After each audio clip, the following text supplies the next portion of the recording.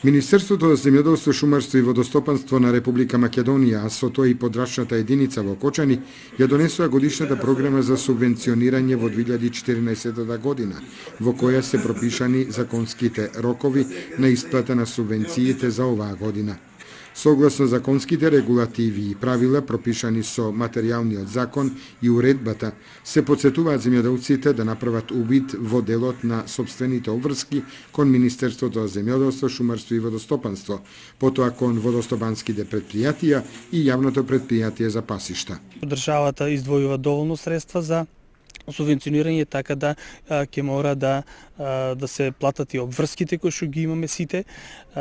Тоа се однесува на јавното предпријатие за пасишта, користењето на пасиштата од сточарите, и од друга страна се работи за водостопанското предпријатие кое што треба да се помират